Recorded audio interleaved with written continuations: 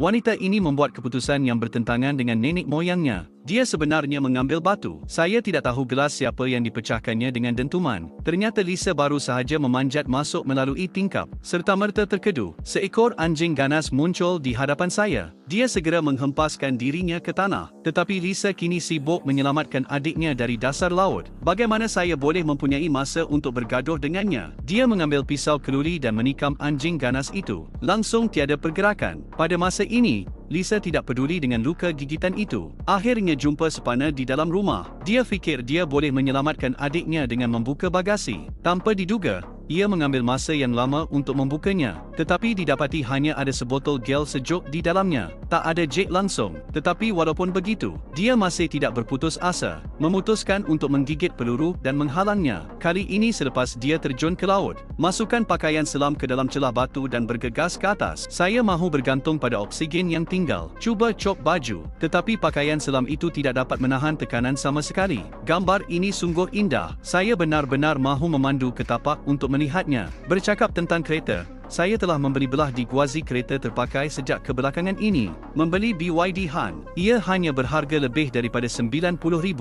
Harga kereta baru kini diturunkan. Lebih menjimatkan kos untuk membeli barang terpakai daripada guazi. Akan ada berpuluh bilion subsidi untuk benih tembikai pada akhir tahun ini. Anda boleh membeli Mercedes-Benz, BMW dan BYD guazi dengan lebih daripada RM50,000. Setiap kereta telah menjalani pemeriksaan profesional rasmi. Boleh dicuba selama 3 hari. Jika anda mempunyai kereta lama, anda boleh meletakkannya untuk dilelong. Hanya biji tembikai pada kereta terpakai. Cepat dan klik pada bahagian komen untuk melihat. Melihat oksigen Lisa sudah hampir habis. Dua beradik itu hanya boleh berkongsi seekor kuda sekarang. Kakak saya tahu bahawa dia pasti akan mati. Jadi dia mengambil inisiatif untuk menanggalkan topengnya. Serahkan oksigen terakhir kepada adik saya. Untuk melihat adik saya perlu berkorban. Macam mana adik ni boleh tahan? Lisa menanggalkan oksigen terus. Terpaksa serahkan pada kakak. Saya bangkit semula dengan nafas terakhir saya. Tetapi ini adalah kali ketiga dia tidak menyah mampat. Akibatnya, hidung dan mulut mula berdarah. Tetapi hanya apabila dia jatuh ke dalam keputusasaan. Tiba-tiba saya terfikir cara. Lisa menarik nafas dalam-dalam lagi. Sambil memegang batu di tangannya dia tenggelam. Kemudian dia mengisi takungan menyelam dengan gel sejuk. Sudah tentu, melambung bekerja kali ini.